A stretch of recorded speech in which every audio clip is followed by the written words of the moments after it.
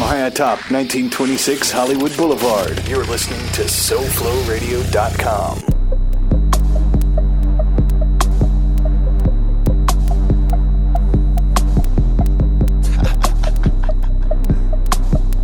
Say, Joe. It's the champagne. It's time for the O and Frank Noodles Show.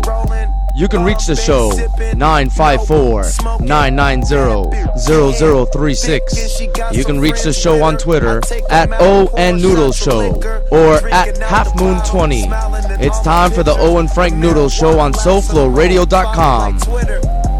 You know everything, Taylor. Don't rush to the bar, fool, if you ain't got no paper. That's the rules. High as folks. I be drunk when I'm passing through. Rolling doobies up. Welcome to the O and Frank Noodle Show on SoFlo Radio. We got a pretty good show lined up for you guys today. We have Sam Bradford's talk, little NFL, Incognito's back possibly, little Dolphin talk. Actually, they cut Brady Quinn, which is going to be an interesting topic right there for you. And we have a guest today on the show at 7 o'clock to talk a little UM football and their upcoming game this Monday night against Louisville. But, this weekend, a couple of injuries happened in the preseason football. And I felt like, it's one of those things where you kind of like, you're looking at these players and you're hoping them to have good years and even a good season just to keep it simple and short term. And boom, Sam Bradford torn ACL twice in 1 year. I mean, that's devastating. I mean, he hasn't had a career yet that we could say the guy has been good. I mean, he's been here and there. He's been average. But, man, we're talking about a Heisman Trophy winner, first pick of the draft. And this was the year that at least he has some decent weapons around him. Tavon Austin, second year. Zach Stacy, the running back. They got some decent tight ends. They got a great defensive line. It looked like the Rams were finally going to make some noise, even though that division is stacked with the Seahawks and the 49ers and the Cardinals. And they got Fisher. So it looks like the Rams are finally taking that steps to get there. And another torn ACL. I mean, what do the Rams do, and where does he go from here with his career? Sam Bradford won his Heisman Trophy when he was a sophomore. I believe so. Yes. Yeah. Ever since then, he won that Heisman Trophy. I mean, his career hasn't been anything to really write about. I mean, he had that injury in college where he couldn't play in the national championship game because I think he ripped up his shoulder. His shoulder. Then when he gets to the Rams, I watched a few of his games because I like to watch quarterbacks develop and when they get drafted and so forth. And I remember watching a Monday night game, I think it was like 2 seasons ago, late in the season, where they were already completely eliminated before they hired Fisher. And he just never looked comfortable to me in the NFL. It just looked to him like he couldn't really play the part of being an NFL quarterback. He never really got going. There was no really a signature game for him. And he looked overwhelmed at times. Yes. When I watched him play. Yeah, he did. And I was not a fan of his, but I kind of was trying to support him, and I kind of felt like he didn't have the receivers. No, I don't think it was that at all. But I looked at things, and a couple of times receivers were open. He just couldn't get him the ball. Yeah. And you know how it is. I mean, they didn't have a receiver guy. I think their best receiver for a while there was Danny Amendola, and we know that he's usually always hurt. But at the same time, I did watch the games, and it looked like he just lacked confidence while he played. And that's one of the things you can't get on the field in an NFL environment and not be confident. You have to go out there and say to yourself, I'm the best player on the field, whether you're it or not. Yeah. But you got to carry that attitude with you, or you're going to get crushed. He couldn't keep up with the speed of the game, I think. And I think what's more interesting now is what do the Rams do moving forward? Absolutely. Because I think Sam Bradford, his career is over. I mean, it's sad to say, but I mean, two torn ACLs. He's done. He didn't have before this any type of career that you want to stand on as an organization. Yeah. Like if you're the GM, what do? I'm drafting a quarterback next year. Jeff Fisher was thinking about taking Manziel in his draft. Yes, so that's been rumored, and that's what been said. So that tells you what he thought of Sam Bradford. But the good part about it for the Rams is that Jeff Fisher is the kind of coach that does more with less than any other coach that I think that there is in the NFL. If you remember back when he played with the Titans, when they had the only receiver was Bo Scaife, I don't know if you remember that. He was actually a tight end. Yeah, with Vince Young. They made the playoffs with that team. They had no receivers. They had no running backs. They had nothing. And they basically got there on schematics and just a well-coached football team. That's how they made the playoffs. So I think that, I mean, you look at the Rams right now. Homie, that's a team.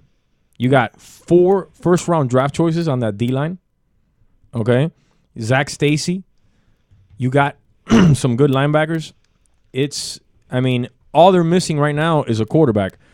They have Sean Hill right now, which is an older guy. I believe he's about 34 or 36, somewhere around there. I mean, he's a good patchwork. But I looked at their schedule, and their bye week, I believe, is week 4, all right, which is right before the trading deadline. I think what they'll do is they'll go with Sean Hill for 3 weeks, and then at some point around there, see if they trade for somebody. Would you think about trading before and maybe have this guy that they get sit now for the first couple weeks and then give them the bye week and start him week 5? I mean, why would you make the trade at that point? If you could get the guy now, right. Well, look, Mark Sanchez is out there right now, and I mean, I know you guys rag on me and everybody rags on me because I think the guy can play, but he's got Brian Schottenheimer as the offensive coordinator for the Rams, which is correct. Who was his guy in New York? Which was his guy in New York in his most successful part of his career. Yeah, and I think the Eagles already, the organization said that he's available if anybody's interested. They kind of made that comment saying, hey, if you give me a trade that's worth it, right, take him, and by all means, he's all yours. Chip Kelly put him out there to see if, you know what I'm saying, you get some interest in him. Another guy that could go well in that team as well is Kirk Cousins, but for some reason the Redskins aren't really letting that guy go. So, I mean, it's interesting to see what the Rams will do here moving forward because I think all that team is missing right now is a quarterback.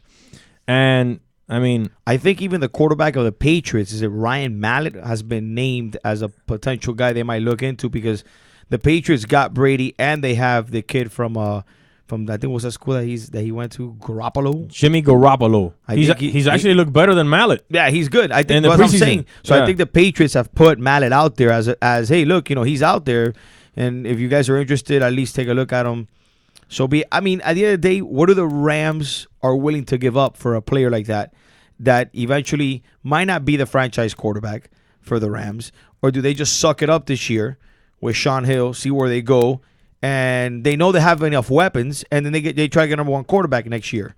Right. Well, I mean, I think if Jeff Fisher, like I said, he's the kind of quarterback, he's the kind of coach that does more with less than any other coach that I could think of in the NFL. So, I mean, I think you could win. I mean, they play in a buzzsaw division. You got Seattle, you got the Niners, and you got the Cardinals in that division. That's the best division in football. But I think if you put in a quarterback and you coach them well, I mean, that team could easily this year win 9 games. Absolutely. And miss the playoffs. Sticking with the injuries, Wes Welker, gets hit one more time and has another concussion. And this is his 4th concussion in a year. And I'm going to be straight with you. I kind of was a little worried there for Welker long term. I mean, 4 concussions in a year is no joke. I mean, does it come a time where this guy has to say, hey, this is it? Put the cleats up? I mean, he's got a family. Right. I mean, it's funny. The angle that I looked at once I saw what happened to Welker is that I don't remember this happening to him in New England. I only remember concussed Wes Welker in Denver. And I'm having this argument with a buddy of mine at the gym the other day, who's a better quarterback, Peyton Manning or Tom Brady. I go with Brady. Brady's my guy. But he's telling me Peyton Manning. And I looked at it as a comparison between Peyton and Brady. And Brady's a kind of quarterback that I don't think leaves you out and hangs you out to dry like Peyton does. He's made some throws on those concussions that he has gotten Welker absolutely laid out. All right, Brady wouldn't make those throws. That's what came to mind when I saw the whole concussion thing with Welker. But as far as the actual injury, I think at some point, man, I mean, you have to just think of what your life is going to be after football. I mean, a lot of these guys, it's kind of like going to the armed forces. You go and train and you shoot guns and you're in missions and you dive off planes, and then they want you to come home and work as a clerk in Eckerd or at CVS. It's the same for these guys. They've played football all their lives. This is what they do. You're out there competing. You have your adrenaline pumping. You play in front of 80,000 people, and you want to give that up? It's hard. It is hard, but you have to consider the options you have. And it's not like Welker's a guy who's been in the league 3 years and he hasn't gotten paid yet. I mean, he's been paid pretty well. If Welker's smart with his money, plus Welker's a guy that could easily end up working on an NBC broadcast, intelligent guy. You know, you got to weigh those options out. And I know it's hard to walk away from the game.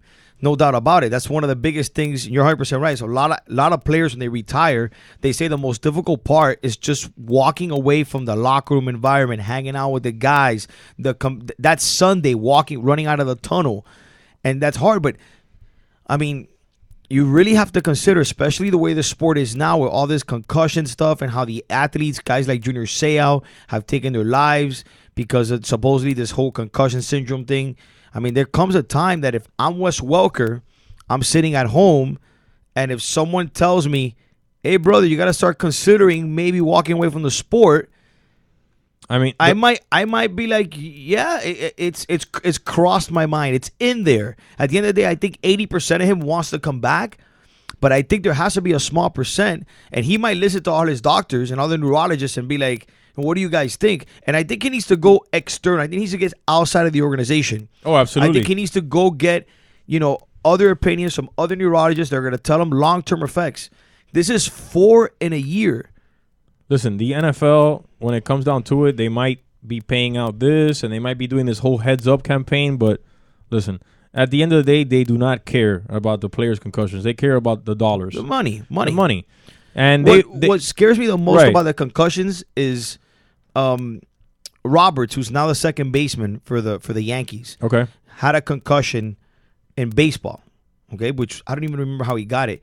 But this guy lost vision. He lost, he couldn't even keep his balance up. And we're talking about a guy who was a baseball player, and he could not even, he couldn't hit the ball. Finally, he's come back after about 1.5 years. But he says that he was scared out of his mind because from one day to the other, you just lose complete, ability to do things. And I wonder if a baseball player had a concussion like that, and he's been through that series of injury, and we have these all the time in the NFL. How many guys have possibly gone through this and don't say anything because of what you just said, the fact that they have to have that bravado and go out there and play football no matter what? Listen, I played, for the most part, just half a year of high school football, and I'll tell you right now, I got about 3 concussions when I was playing football. I believe it. That's what I'm saying. How many of these have happened where these guys continue to get on the field with these type of symptoms that you get? Concussions is just a part of the game. You cannot have football without concussions. You can't. It's impossible. It's just the way the game is played. The only way you're not going to do it is, even if you take away the helmets, just from the shock of the hit, it's like a car collision. You're going to get a concussion. Oh, they say that every day, not every day, every time you get tackled is like getting into a car accident. Right. Yeah. So, I mean, the people that have to look out for Welker now are maybe his wife and his mother, because no one else is going to advise him the way they will. I mean, you have to look at his mentality, though. This guy was undrafted. He's a short little guy. He's excelled. He pioneered a position. Absolutely. Okay, before Wes Welker, there was not really a slot position that you would point to and go, that guy. No, he has set, like you said, the mark. Yeah, he set the mark, and I think he's a Hall of Famer. Yes, he's going into the Hall of Fame. So, I mean, his last thing here is maybe he wants to win a ring, because which he hasn't, exactly. And this is the team that could potentially, I think you know what, it's funny you bring up that point. I said to myself, if he probably played for the Jets, right, he might be like, you know what, let's call it quits. But since he plays on a team that right now is one of the favorites to win a Super Bowl, I mean, this is me just thinking as a sports guy and kind of being analytical a little bit. I think that drop pass for that first down in that Super Bowl against the Giants haunts him big time. and he needs to make up for that. And the fact that the Patriots got rid of him, and then he went to Denver, even bothers him even more. If Denver wins a Super Bowl last year, I think he walks out. He walks out of the sport. Yeah, I think he does. He walks out of the sport. That's a good point. It's a good point. With that said, you know that Peyton Manning went after the guy that hit him. Which, have you seen the hit by DJ? It was Swigriger. It was not a big deal. It was a regular hit. I think it was a legal hit. He even let up a little bit. Yeah, I think it was a legal hit. I just think it happens to be where Welker was coming down and just the position of it was. But I think it was a legal hit. But I do like the fact that Peyton Manning, for once in his career, ran out there and showed a little madness. Little hype. Little hype out there. I think the corner was like, "Are you serious? Like, are you really standing here right now?" I think he was more shocked than anything. So I give little Peyton Manning a little hype there. With that, Merriweather got a 2-game suspension.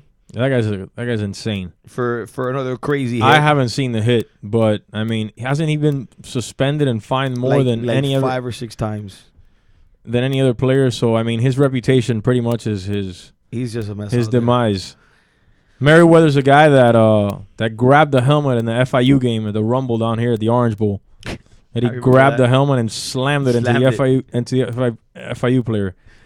Yeah, Merriweather has problems. He has anger problems. He's got a loose screw there. Yeah. Talking about a loose screw, Incognito is getting a shot to play again in the NFL, which I think is fair.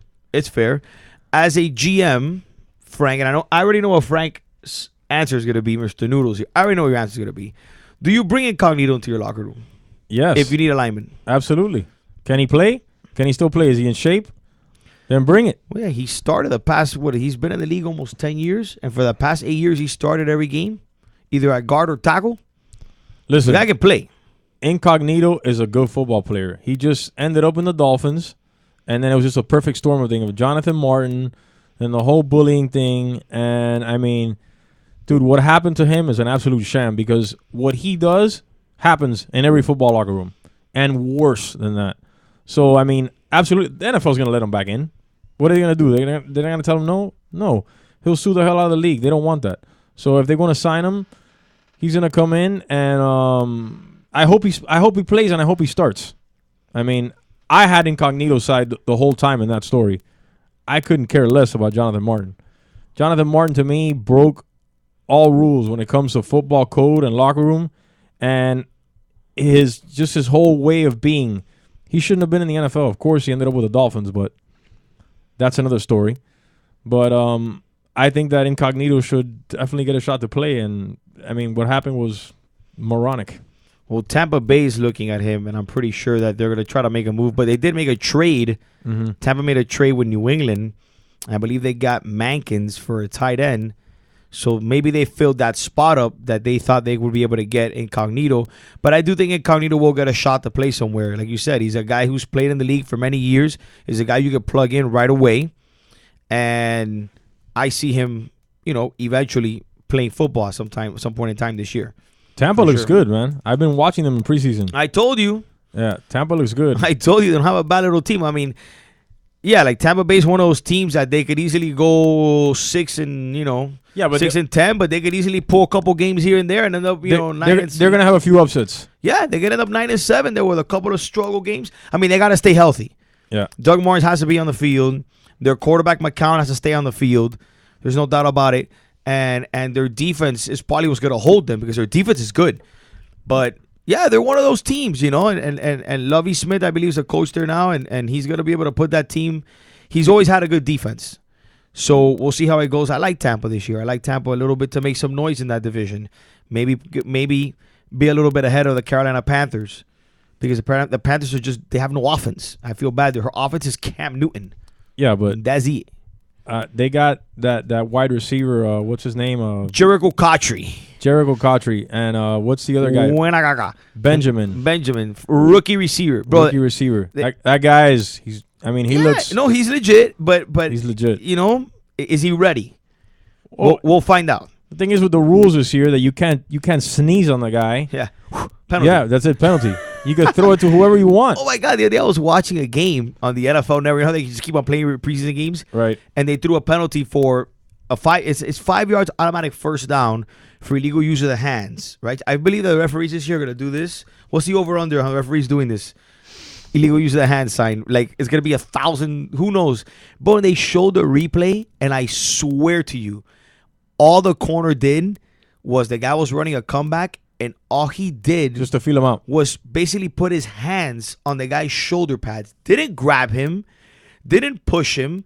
He just, the corner, the guy started to chop his feet to turn on the comeback, and all the corner did was put his hand on the shoulder pad, and they throw the flag, and the corner was like, "Are you guys serious? Like, really?" Like, right. It's out of control. One of the things I've noticed, and this might backfire on Goodell, that he wants to make the game faster and more scoring and so forth. I've noticed the length of the game now, because of all the penalties, has gone on. I mean, I watched a preseason game the other day, and it looked like it was on for 5 hours. We're never going to get to the 4 o'clock game. You know how the 1 o'clock game starts at 1? If you go by, you're going to have to start the next game like at 5 o'clock because of all the damn penalties. Yeah. There's a penalty like every 3 downs. It's bad. It's bad. I'm telling you, it's bad. So we're getting a little Dolphin talk. On the other side, you're listening to the O and Frank Noodle Show on SoFlo Radio. From high atop 1926 Hollywood Boulevard, you're listening to SoFloRadio.com. Hey, South Florida. Frank Fernandez here from the Frank Fernandez Show, and I'm here to tell you about the Last Carrot in Coconut Grove. Now, I've been able to eat whatever I want all my life, and I've never had any consequences to think about. But now as I'm getting older, I'm starting to see the effects and the importance in having healthy foods. Well, the Last Carrot is the place to go for a healthy treat. They have a full smoothie bar with fruits which are cut right in front of your eyes. And have I said delicious? Man, I picked up a mango banana smoothie the other day, which was not only delicious, but refreshing with a boost of natural energy. The Last Carrot also offers a variety of fresh veggie sandwiches on whole wheat pitas, fresh salads, and spinach pies. The best part of it all, it's in the heart of the Grove. So after you have your meal, you can take a nice stroll and enjoy the shops of historic Coconut Grove.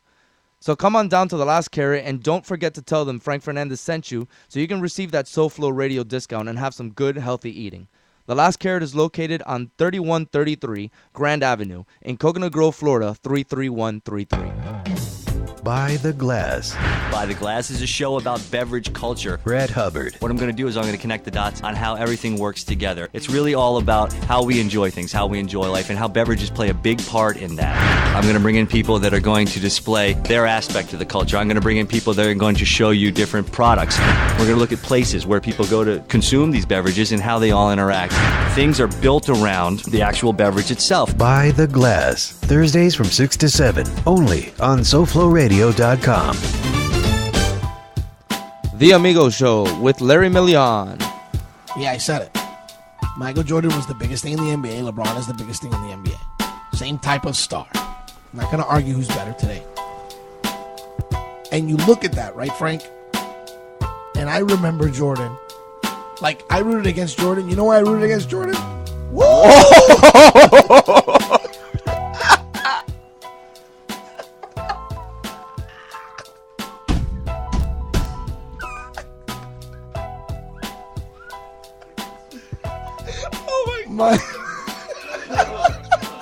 My voice went soprano.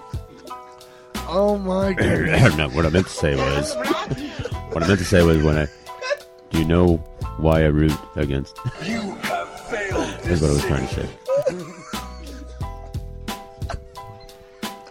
The Amigo Show, Saturday mornings from 9 to noon, only on SoFloRadio.com.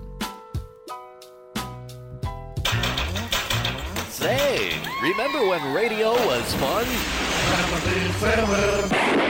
Now it's dead. Because deregulation has allowed one massive corporation to spread its tentacles like a giant octopus, absorbing radio stations around the globe. And that's why you hear this.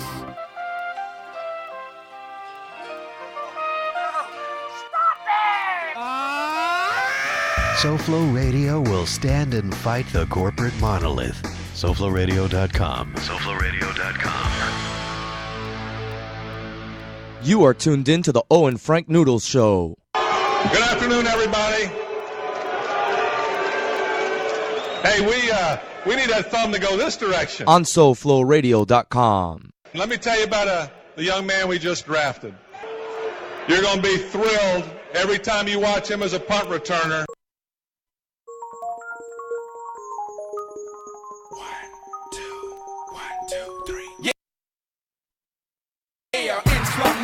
Underground thunder bounce when I stomp the ground like a million elephants, a silverback orangutan. You can't stop a train. Who wants some? Don't come unprepared. I'll be there, but when I leave there. Frank, did you know that today's National Dog Day? I had no idea. Yeah, did I. So I was looking on Instagram and everybody's posting pictures of their dogs and super hyped. So I posted a pic of my dog, bro.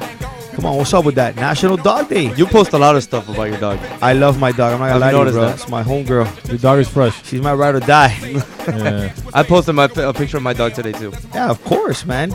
She's my ride or die. You know what I'm saying? She's got my back, which is good, and she listens. You know, once in a while she acts up, but that's all right. Dogs gotta have their own thing going on. So dogs are cool, man. You get home and there's something, you know what I'm saying? There's something there waiting for you that's wants to see you no matter what. They don't want to talk bad. They don't want to talk nothing. They just want you to be with them, hug them, give them lick food, you, give them food. They hang out with you. Yeah, you're right. Like I get home sometimes and I'm frustrated from either work or whatever. I'm tired, and just when I see my girl, she's just there hanging out. She wants me to feed her. When she's done feeding her, she just hangs out with me on the couch and we watch football. Can't beat it. Yeah, it is what it is. Dogs are the funk, man. They definitely are. Definitely are. So, getting back to some serious talk. Well, if we're gonna talk Dolphins, it's never serious. But we are going to talk Miami Dolphins right now. And you know what? As much as I hate to say this, Tannehill sucked the other night. Like, bad. Like, he looked bad. He missed throws left and right. You know, I didn't get to really see the game live, as I was busy this weekend taking care of some other stuff. But, of course, the NFL Network plays him all day long anyway. So I was able to see a little bit of it. And I caught his glimpse of looking like a disaster. Well, I mean, at this point, it's year 3. And we talked about it last week, and we had Armando call in and say the joke about Stevie Wonder and the whole thing. But, I mean, Tannehill is, at the end of the day, an athletic guy who's trying to play quarterback. And correct. I mean, he was a receiver in college. We know that. Right. And he seems to have... He has the athletic skills. He has the athletic skills, athletically, correct. But the instincts... The makeup... Yeah. Is not there. It isn't. And there's times that it's there. We see flashes of it. I guess those flashes keep us on the edge of the seat waiting for it to happen more. Right, because he's athletic. But it just doesn't happen. And it doesn't happen enough. It doesn't happen enough. And I keep telling you guys, I mean, I got mocked for it last week. Matt Moore is the better quarterback on this team. You saw when he came in there. I mean, he threw that one pick where they ran it back to the house, but he came back the next drive. Do a bomba. Touchdown. Yeah. And then another one after that. Damian Williams, right? And he's in there, and the offense flows. It's just a throw, let's go. I mean, he looks perfect for this laser offense. You know what's funny is I sat there and I watched. Actually, I lied. I caught the second half of the Dolphin game where Matt Moore was in, and I was getting some texts from people about how bad Tannehill played. So I didn't see how Tannehill played. So when I finally saw it the other day on the NFL Network, I was like, oof, I owe Noodles an apology. Matt Moore did look better. However, it's preseason, and Moore did play against second string. Okay. But the offense looked better with Moore at quarterback. They came out of the huddle. They got to the line of scrimmage. They snapped the ball. They threw, ran. Whatever. It just looked better. Easy flowing. Yeah. He's the more natural quarterback. You don't have to roll him out. In that case, what I saw the other night, I was like, oh, okay. I can see what Frank's been seeing. So, yeah, I have to apologize to you with the whole Tannehill thing, even though I think third year or whatever. But I mean, we'll see how the season goes. But, I mean, I think at this point, and that bomb he threw to Mike Wallace, he only overthrew him by about 15 yards. That's crazy, dude. The guy was wide open. Wallace kind of looked at the ball, and he kind of just gave up on it before even trying it. He looked at the ball and he goes, okay, I'm not going after this. Yeah, like, what's he going to do at that point? Yeah. He overthrew him by like 35 yards. Does he have nitro? It was insane. Like, what's he going to do? Like, no, I sound like, wow. So we definitely... Have you heard about that? What Mike Wallace does, that Tannehill has approached him to come before the games or before practice to throw around with him, and Mike Wallace says no? Oh, so he's talking about like how the Colts used to do. Right. You know, and Mike Wallace says, why? What does he say no? Is he just wasting his time? He doesn't want to get injured, I guess, or something like that. I mean, that's only something that happens in the Miami Dolphins. That doesn't happen in any other organization. Maybe the Jets. But any other team, like, that's looked at. Isn't that something that you're supposed to do? You want to do it to improve and become a better football team. Yeah, right? Am I missing something? Well, Mike Wallace, I guess, is just counting his dollars right now. He doesn't want anything to linger on that. He doesn't want to pull a hamstring. He doesn't want to twist an ankle. He doesn't want to do anything. Well, there's reports also that during the offseason, Tannehill was calling Mike Wallace to come on down to Miami, and he stayed in Texas, and he didn't want to go because he didn't want to get hurt. Oh, wow. Right. So call into the show at 954-990-0036. You want to talk a little Dolphin football? Because if you guys want to talk about it, that's cool, because I don't care to talk about it. But Brady Quinn lasted a whole 2 weeks with our Miami Dolphins. And you know what's funny? That I got it today on my little phone here. Bleacher Report gives me a little ding. And I texted my wife right away. Like, hey, Brady Quinn got cut. She goes, why? I was like, the guy sucks. And she got super mad at me because she loves Brady Quinn. And we didn't get to see a game with him in a little Dolphin uniform. But too bad, so sad. Brady Quinn is out. Now he can go back to on TV with the college football on CBS. And I guess that's it for his career. I mean, it's over. Who's going to sign this guy? He's done. Brady Quinn, I mean, I don't even know what to think of that guy. Because for real, like, I think back on his career. And when I think of Brady Quinn, I think college, because he did nothing in the NFL. And in college, I think of him playing against USC and losing at the goal line. At the goal line. And that blew him up because it was Notre Dame. Notre Dame actually came out looking better in that game than USC. They gave, who was the coach at that time? The big fat guy that used to be the offensive coordinator? Charlie Weiss. Charlie Weiss. They gave him an extension after that game. Yeah. Brady Quinn was going to be a first-round draft choice. And who was the best player on that Notre Dame team? Who was the best player? Samardzija. Jeff Samardzija. Who's a baseball player now. And a darn good one. He's a great pitcher, actually. Very good for the Oakland A's. Oh, I had no idea. Yeah, bro. Yeah, he he's is a good pitcher. Money, bro. Wow. He's one of the best pitchers in the league. Well, I had no idea. Yeah, Samardzija out there throwing little sliders all over Jeff the place. Samardzija was the best player on that team. He was. And he was actually really good. But that blew up Charlie Weiss and Brady Quinn. Loss to USC when they lost at the goal line. Yeah. I remember that. So that's it for Brady Quinn. I actually like what I saw from Noshawn Moreno, actually. From Noshawn, yeah. He looks pretty good, and I actually think he might be one of those guys that I mean, it's hard for him to duplicate the year he had last year because of the offense he was in last year, which allowed him to have a lot more lanes. But I think he's going to have a decent year. I think the running game this year with Lamar Miller and him are going to have a pretty decent year. I just don't think that for this kind of offense, Noshawn Moreno will shine. Because, if Bill Lazor does anything close of what he did last year with the Eagles, all right, the running back to go with right now is Lamar Miller. I mean, because look at what they did with LaShawn McCoy last year. Who's the guy that resembles more LaShawn McCoy in this team? It's Lamar Miller, not Noshawn Moreno. Lamar Miller's a guy you can get the ball in space and he can just break plays open. Noshawn Moreno is a guy that's very well-rounded guy. He can block for you, he can run, and he's not going to make a mistake. So in that sense, he's more well-rounded. But in this kind of offense, you're going to see Lamar Miller excel, I think, more than a Noshawn Moreno. No, I mean, and it's a great combination. It's a good combination. That's why I said I think the running game with both of them in place are going to do, I hope, good. I hope good. Again, I'm optimistic here. It is the Miami Dolphins, and you guys already know, the ones that listen to me out there, that I'm not a fan of the Dolphins. But needless to say, I think they're going to do okay this year, but I think they're only going to go as far as their quarterback takes them. I think their defense is solid. They're good in the corners. They've got a good D-line, and they rotate 6 guys on the D-line, so they relatively keep them fresh. Their offense is just caca. Yeah. To be nice. It's just bad. Yeah. And I feel bad for a guy like Lazor because it seems like he's got a good concept. He's got ideas, you know? And yes. But he must be like, what the heck is going on out there? Remember, was it that Vince Lombardi said once? What was that famous? They always show the video of it. He goes, what the hell's going on out there? No, but that's what Laser sounds like in his head the whole time. That's what he's saying to himself. He's Was like, that- what the heck? was is that going on? Lombardi or Hank Stram? I think it was Hank Stram from We're the gonna Chiefs. find it. We're gonna find it. We're gonna try to see if we can find that. But that's how I feel that he's out there. Like, are these guys serious? I mean, and if you look at the Dolphins, the way they're constructed, and with everything that they've put into this team this year right now, if you judge any other team, this team needs to make the playoffs this year. Absolutely. This is the year that they have the best chance to make the playoffs. They have a good roster. Yes, all their pieces are in place. Everything. The Jets are gonna be.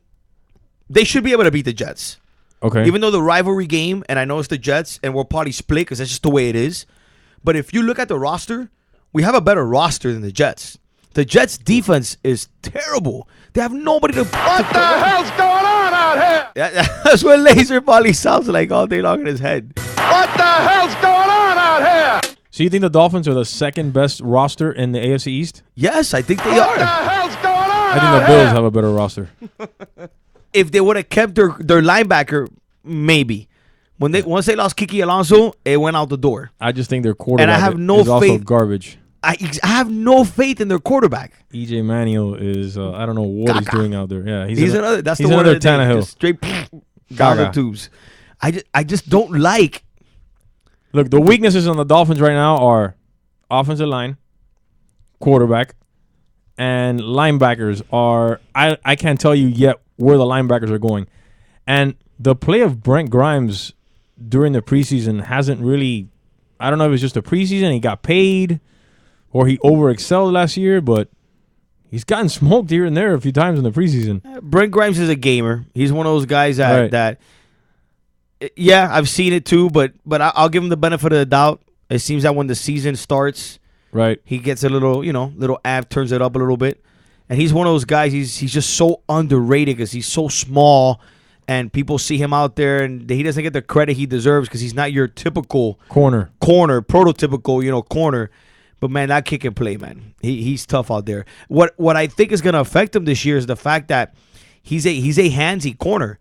He's a guy that he's physical with you, which has always helped him through the league. Almost like Ashanti Samuel was. He's physical with you. So what are we gonna do now? So they're gonna listen. Goodell always folds on pressure, and if these games are called the way they're being called in the preseason, by week 3, he's gonna have to change something. Because but could you do that? Could you make that change in week 3? Because then those first 3 games that they played are gonna. I mean, it's going to be skewed. The season's going to be skewed. I don't know what's going to happen. We're going to have an asterisk next to the season? I don't know what's going to happen this year, but there is no way possible that they'll be able to officiate the games. The fans are going to go bananas. They're going to throw things on the field. The games are going to last 5 hours. I agree with you. Yeah. And quarterbacks are going to throw over 55 million yards. Yeah, it's going to be. You can't cover anybody. Yeah. You have to be Deion Sanders. It's too extreme. Not even. You have to be Revis. You have to. Look, guys like Hayden from Cleveland. Why is he so good at corner? Because he's physical with you at the line of scrimmage, and even though he's small, he's able to handle these big receivers at the line of scrimmage, and then he's athletically enough to hang with you. But he has to be able to put his body on you. Yeah. How can a guy listen? A receiver knows where they're going. The corners don't. Disadvantage, corners. Now you put them at a bigger disadvantage because they can't even get near you. Like. Take them out of the league. They're extinct. Just just don't put corners. Corners are illegal. Yeah, like I don't get it, and I feel bad because, you have guys in the league that have stuck in the NFL like Grimes because of their physicalness at the line of scrimmage, and now they've just become obsolete. These guys are gonna be like with 3-4 years. Like, what do you do with corners? No, I mean. That I'm telling you right now, this rule is not going to stick. This is kind of like the scab referees. This is going to explode in his face. Remember what I'm telling you. We talked about this just before we got on the air. Running backs are becoming what nowadays? They're becoming like obsolete. Obsolete. You can get a running back in the 4th round. Why? Because there's such a heavy passing game that the running back has to be more like a guy that kind of blocks. He has decent hands. There's not teams out there with a fullback with an eye set. This doesn't exist anymore. Well, it's not really that. Teams have also figured out you do running back by committee. Correct. So you put multiple guys in there, and then you get And you have a little scat guy. You have a big guy. Right. You have a guy who can catch the ball. Like the Patriots are a perfect example. Shane Vereen, Ridley, and they have another guy. The other guy's un camion like this, just getting through the holes. You never give a guy a second contract. It's only a rookie that's trying to prove himself to come in. You pay him the minimum. And bam. And bam. You have to be an amazing talent for you to get any money at that position right now. So at the top of the hour, we're going to have David Villavicencio on. He's the Assistant Director of Athletic Communication for the University of Miami. And we're going to talk a little UM football with him and just get into, how the program's going and the future of the program, etc. If you want to call into the show, it's 954-990-0036. We're going to talk a little bit of NBA basketball and a little NFL football on the other side. You're listening to the O and Frank Noodle Show on SoFloRadio.com. You're listening to SoFloRadio.com. The O and Frank Noodle Show. So how do people actually do it, males, in the region? Nah, see, I don't. Dude, if you say you have that much pain on your arm and legs, that's unacceptable. At that point, something's going on. I don't go to that level though. I trim with a little machine, bro. Little buzzer? Little buzzer. It's buzz down there, a little manscape. And we're good to go. Hey, bro, you got a manscape nowadays. No chick wants to go down there and, feel hairs. No, that's terrible. That's and terrible. Neither do we, so you got, it goes both ways, right? It goes both ways, brother. You know what I'm saying? Some chicks go down there, you got hair, and they're like, whoa, wait, let me come back up. Hold on, cowboy. Yeah. Exactly. The O and Frank Noodle Show. Tuesday evenings from 6 to 8 p.m. only on SoFloRadio.com. I am the voice of terrestrial radio. Internet radio will not succeed. You will continue listening to sports, right-wing talk, and mayonnaise FM. If you disobey, we will punish you with more right-wing talk, sports, and mayonnaise FM. We are corporate, ergo, we are never wrong. Listen and obey. Listen and obey. Shut it down, evil foe, for I am SoFloRadio.com, and I'm here to give back what people want to hear. A variety of entertainment, fresh music, comedy, and different points of view. I own you. Oh, your fart-radiating suit and tie don't frighten me, old chum. Behold the power of SoFloRadio.com.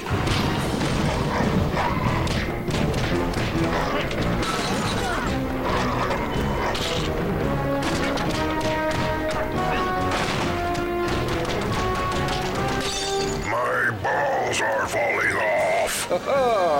You only had one, my evil friend.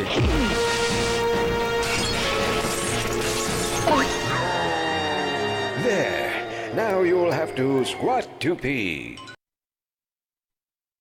SoFloRadio.com. Castrating terrestrial radio. One ball at a time. SoFloRadio.com is the exclusive radio home of the Fort Lauderdale Strikers Football Club. Listen for every corner kick, penalty kick, save, and goal on SoFloRadio.com. To Anderson, the save by whoa, the save by Gorick, but the putback by Darnell King, and the Strikers are up 2-0. Silverman on Sports host Bruce Silverman brings you the play-by-play. SoFloRadio.com, bringing you every Striker home game, starting live at 7:30. SoFlo Radio. Talk, music, sports. SoFloRadio.com. Hi, this is Boca, and I'm not a tranny, but I do play one on radio. Here's my before picture, and here's my after picture. And I owe it all to Luis the Artiste and his new outstanding weight loss program, the Powwow. You are tuned in to the O and Frank Noodles Show. Guys, we didn't come here for no reason. I said, guys, this is ours, man. On SoFloRadio.com. Those men looked me in my eye and they said, we got this, Jameis. And I said, are you strong? They said, I'm strong if you strong. And I said, we strong, man. Crush a bit, little bit, roll it up, take a hit, feeling lit, feeling right. Jameis Winston. Does he win the Heisman 2 years in a row? It's tough to win it, man, back to back. I don't know what to tell you. I mean, right now, I think yes, but quarterback in Oregon's nasty. No, college football right now. I'm more excited about college than I am about NFL. Super hyped. They have like 3 games this Saturday that are off the chain. Big games this Saturday. Cannot wait for that UM Louisville game. So I was interested.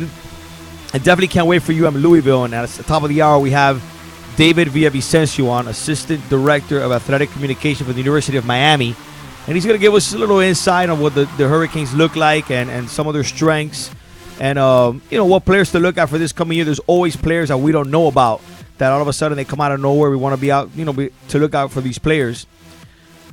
But I was looking at, and I had Frank, our producer, and he's got a show on Wednesdays from 6 to 7, the Frank Fernandez Show. And before we got on the air, me and Frank were discussing, which I'll talk about it later in our here What's on Your Mind segment, about the NCAA, right? And this year they have this playoff system.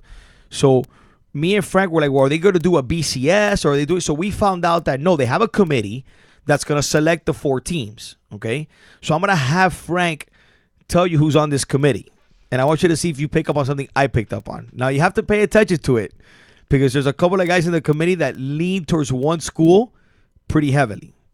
Okay. Let's see if Frank tries to figure out what school it is because it's going to be hard without looking. It might be list. hard, yeah. So Jeff Long is going to be the chair. Barry Alvarez, names that you really don't know. Lieutenant General Mike Gold. Who? Exactly. Then it gets interesting. So then you have Oliver Luck. Okay. Father of Andrew Luck. Stanford. Archie Manning. Ole Miss. Look at them naming schools. Tom Osborne. Okay. Nebraska. All right. Then you got Condoleezza Rice. Terrible. How did she get on that What list? school did she go to? Condoleezza Rice, it's a whole conspiracy thing. I don't even want to get into it with her. Condoleezza Rice works for the United States government. But she went to a school. She has nothing to do with Northwestern or something like that? No. Where? The Tree. The Tree. What's the Tree? Stanford. Okay. And then you got Mike Tranghees, whoever he is. And then you go all the way to the bottom of the list and you go to Tyrone Willingham. Washington. Stanford. Isn't that Washington? He did coach at Washington, but he's also from Stanford. They have 3 potential bodies on this board that are connected to Stanford. I tell Frank, listen, bro, if they're anywhere near the top 4, they're getting in. Listen, this is my whole thing with this. Do you think that they should implement a playoff system in college football? Yes. My personal opinion. Why? Hold on. Let me hear Frank. Why do you say yes? Because it's okay. The college football, it's too much of every single game matters. So if you lose one game, so what's the problem with that? No, because if you lose one game and you've gone 8-0, and all of a sudden you lose a game by a field goal, you get dropped down 4 or 5 spots, and that's it. You get knocked out of championship contention just because you lost by a field goal. At least if you have a playoff system and they're selecting the best 4 teams, a committee knows that just because you lost by a field goal doesn't mean you're not one of the best 4 teams. So you still have an opportunity to make it into a playoff format and then prove yourself to go to the national championship. So what happens to the 5th team?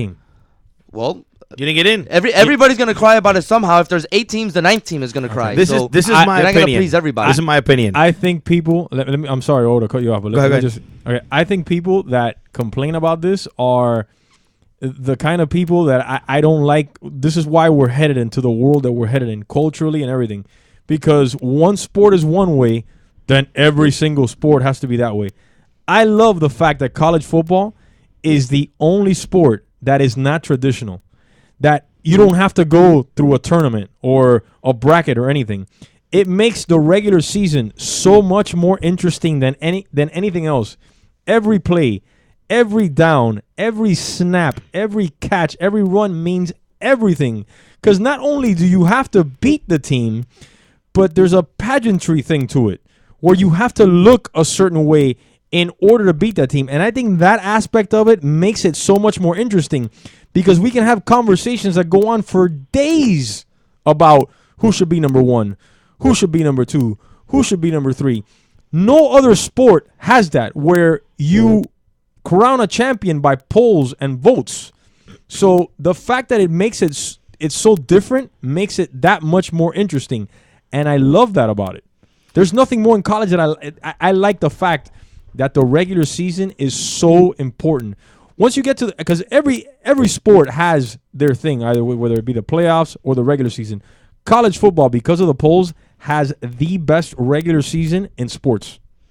Hands down. True. And I'll agree with you to a certain extent. I think that college football has made a demand on a week-to-week basis so important for those teams to win. Because if you don't win, you basically don't get shot to play in the national championship. At the same time, I've seen teams that are ranked 3 or 4 that don't get an opportunity to play for a national championship. That if you put them in a playoff system, and I don't think there should be 8 teams in the playoff. Or I've even heard where 6 teams get in, the top 2 teams get a bye. I'm not interested in that. But I'd like to see the top 4 teams battle it out. I'll give you an example. I think Michigan State last year was one of those teams that came up at the end because it was Michigan State and no one knows who they kind of were. And, they're not flashy, whatever. But they beat Ohio State in the Big Ten Championship. They go into Stanford's basically second home field at the Rose Bowl and put it on them. Okay? So that tells me right there, we didn't put them on them, but beat them, in a great football game.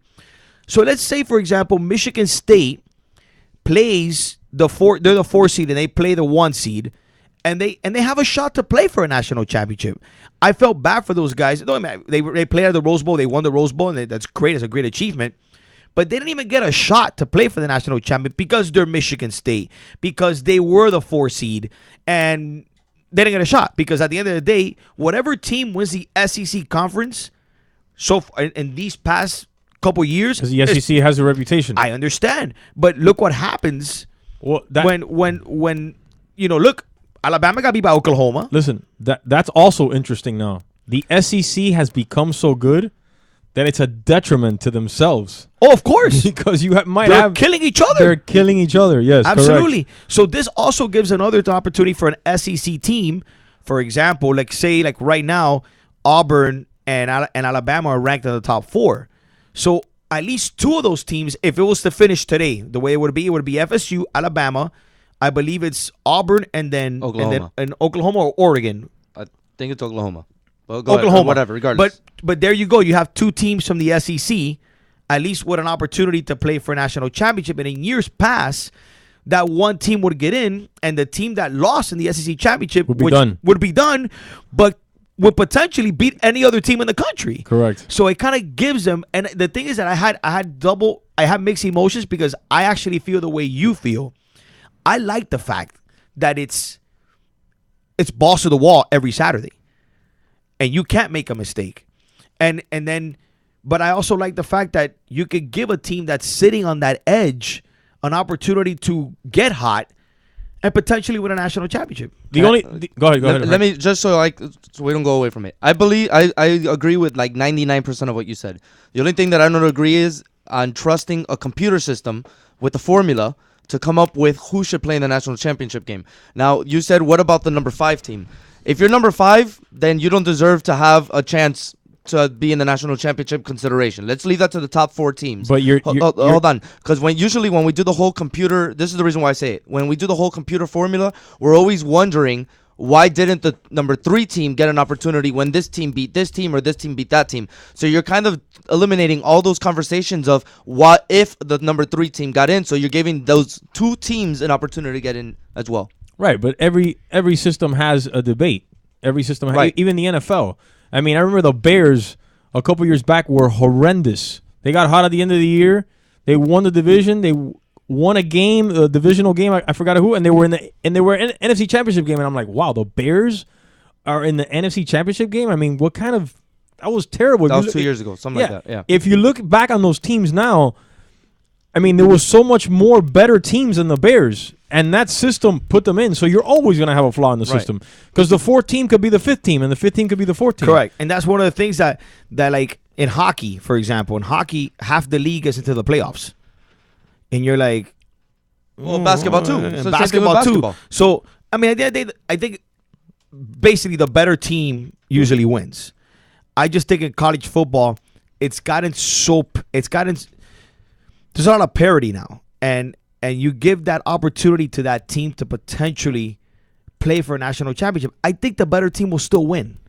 Oh, absolutely. I think the better team will still win. I mean, the only good part about this now is that you're going to have 2 meaningful bowl games. Yeah, like the semifinals, which we're going to be. and they're still going to be played at a high level because absolutely because three. You have both playoff games and then the championship. Championship. Correct. So you'll have three meaningful games. But right now, like besides the national championship game, no one really cares about the Orange Bowl game. The bowl season is ridiculous. Yeah, it's annoying. The only other bowl game that I like to watch for whatever reason is the Rose Bowl because I don't know why, but it seems like the matchups always at the Rose Bowl are good matchups, and the games are always usually pretty fought out to the end. Whether it's the Texas against USC or that was the national championship game, but like last year Michigan State against Stanford. The year before was Stanford, I think, against Ohio State. You see good football, and it's usually a Pac-10, 12 team, whatever they're called now. I don't even know. I think they're Pac-12 and a Big Ten team.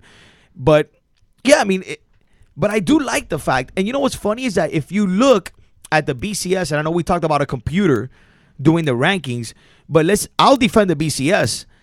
In the past, in all the years they had the BCS rankings, did we ever see a mistake on the two teams that were playing the national championship? No.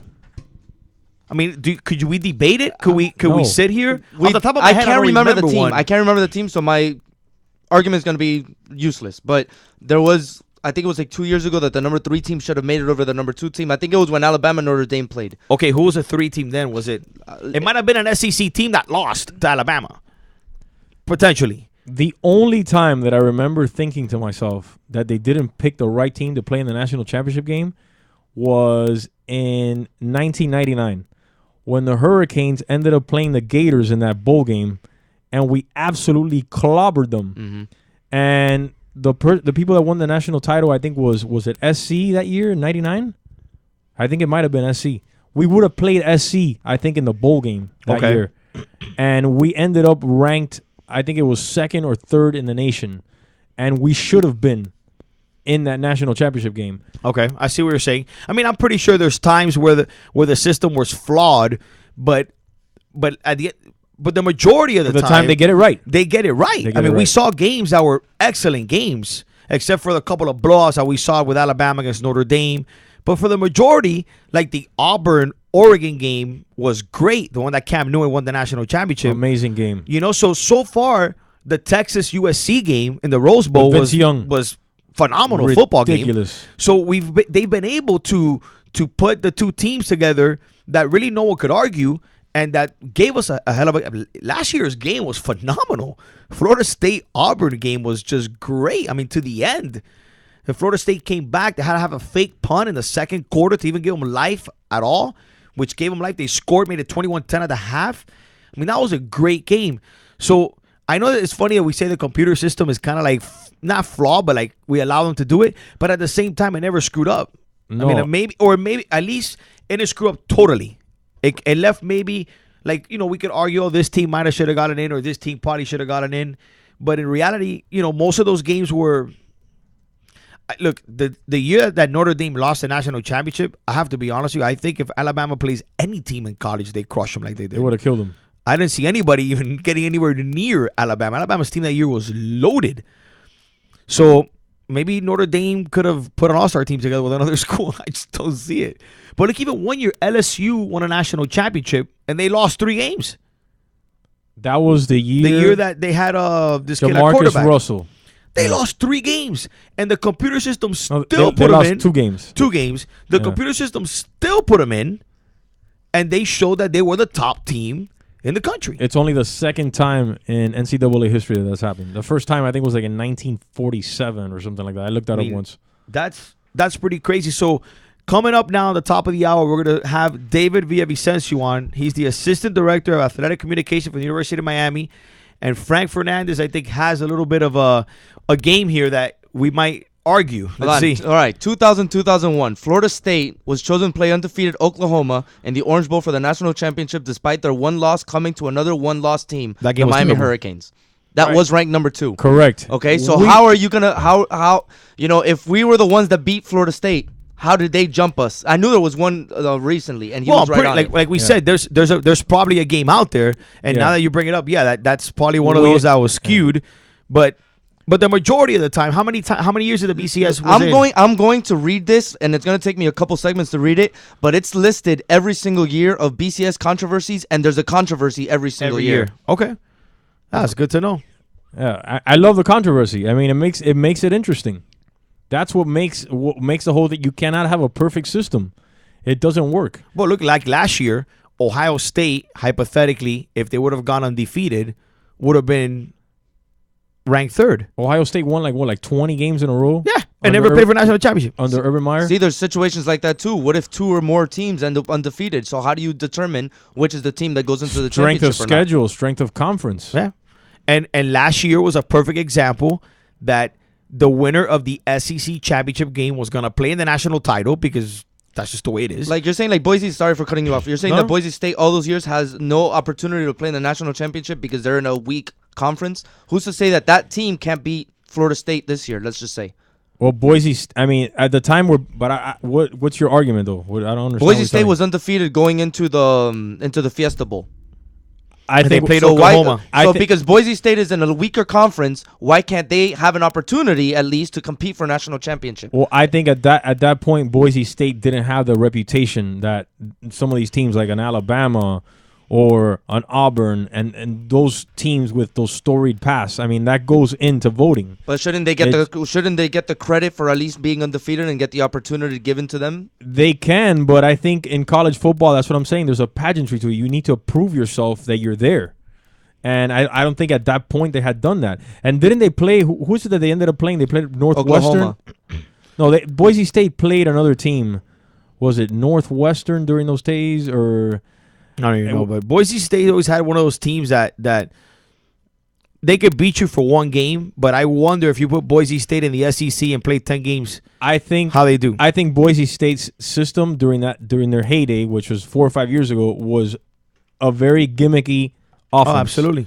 Which a lot of people have caught on to. Oh, already. Of course. And yeah. it wasn't the talent, it was more the system and the whole gimmick that made them. And the question, and I know exactly where you're going from, is my point is they can catch you slipping in one game, but if you put Boise State in the SEC or in the Big Ten, are they gonna do that no, it's not gonna happen. I don't think so. I don't think it's gonna happen. So we'll get back to that after the break. We're gonna speak to David Villavicencio here, top of the hour, Assistant Director of Athletic Communication for University of Miami. Talk a little UM football talk. The season's about to kick off, and we will see you guys on the other side. You're listening to SoFloRadio.com. By the Glass. By the Glass is a show about beverage culture. Brad Hubbard. What I'm going to do is I'm going to connect the dots on how everything works together. It's really all about how we enjoy things, how we enjoy life, and how beverages play a big part in that. I'm going to bring in people that are going to display their aspect of the culture. I'm going to bring in people that are going to show you different products. We're going to look at places where people go to consume these beverages and how they all interact. Things are built around the actual beverage itself. By the Glass. Thursdays from 6 to 7. Only on SoFloRadio.com. All systems are functional. I'm going to pass the reins to Mr. Jackal, the new king of radio. Is there life on other planets? This is nuclear physicist Stanton Friedman, and now I'm a voice in the Jackal's head. Is the government keeping secrets from us? This is Stephen Bassett, and I am now a voice inside the Jackal's head. Want to find out more? Listen to the Jackal's Head on the Soup Media Network. The biggest trick the Jackal ever pulled was to convince the world that he doesn't exist. SoFloRadio.com is the exclusive radio home of the Fort Lauderdale Strikers Football Club. Listen for every corner kick, penalty kick, save, and goal on SoFloRadio.com. To Anderson, the save. Oh, the save by Gorick, but the putback by Darnell King. And the Strikers are up 2-0. Silverman on Sports host Bruce Silverman brings you the play-by-play. SoFloRadio.com, bringing you every Striker home game, starting live at 7:30. SoFlo Radio. Talk, music, sports. SoFloRadio.com. The Owen Frank Noodle Show. Park was a disaster. Oh, you've been there, the Gatorade? Gatorade. I was like, what? Yeah, that's Gatorade. That's Gatorade in Spanish. Yeah. Gatorade. Gatorade. I ordered a Gatorade once, and he goes, "Chico, you got un Gatorade?" I'm like, what? Look at Franco. What is he talking about? He goes, Gatorade, homie. I was like, what? Little Havana living, baby. That was awesome. The Owen Frank Noodle Show. Tuesday evenings from 6 to 8 p.m. only on SoFloRadio.com. You are tuned in to the Owen Frank Noodles Show.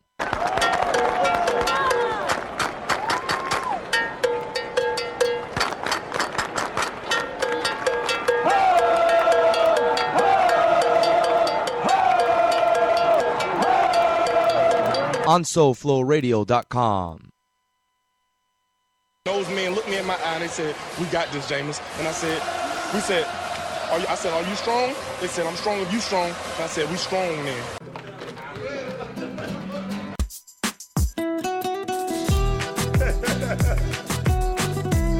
Enrique Iglesias.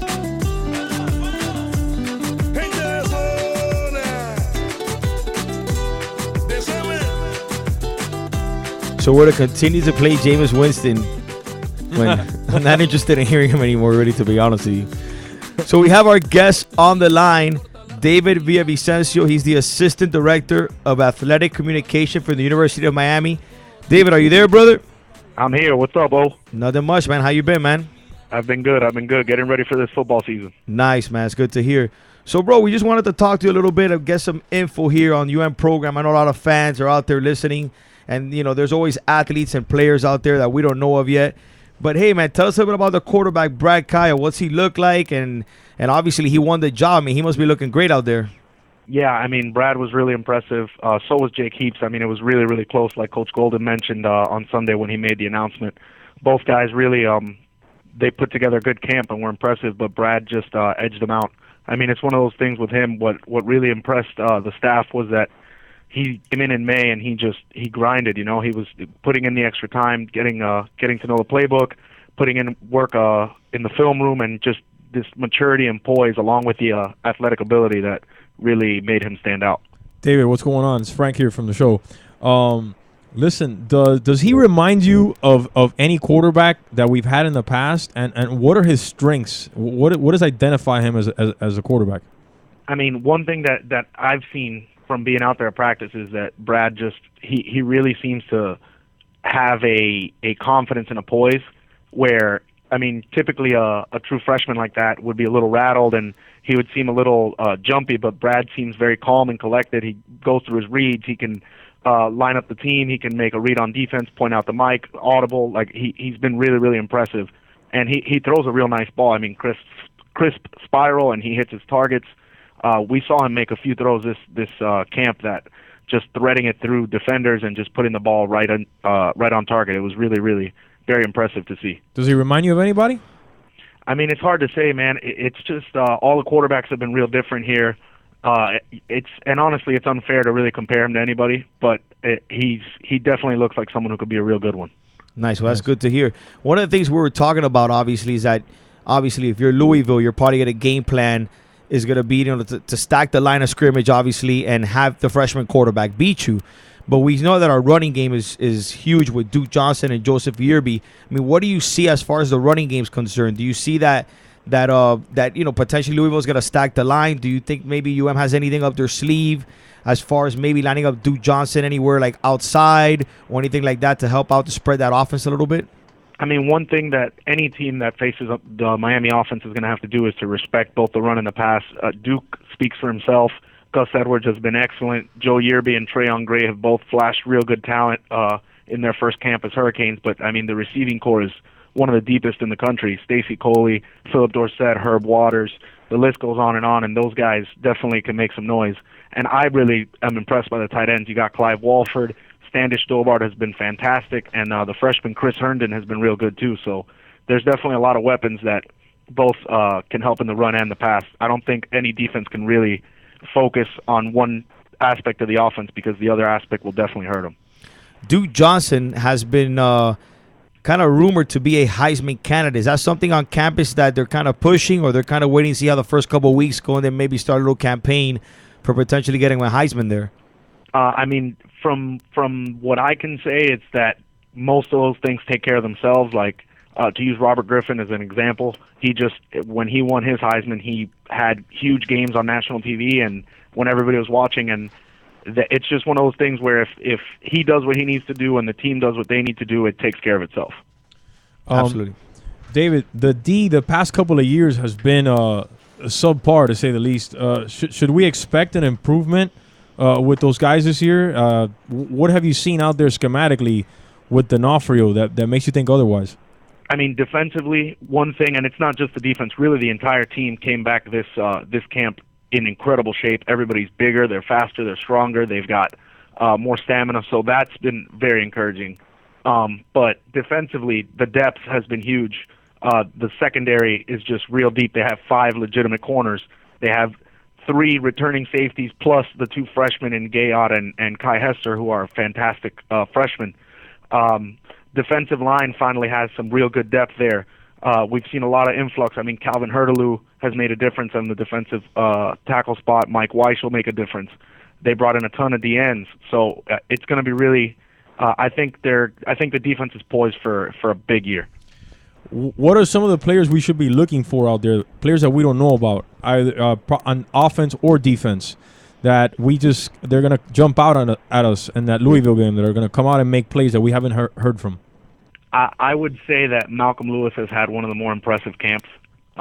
We're seeing him. He's just been incredibly elusive. He's been fast.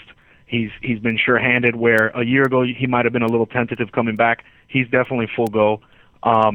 Braxton Berrios has impressed a lot as a freshman. He adds another dynamic that the receiving core didn't have before. I don't like to compare guys just because it's unfair to them, but he really has that slot receiver, Wes Welker type, where he can do a lot of damage out of the slot. But I would say he's way more shifty and elusive.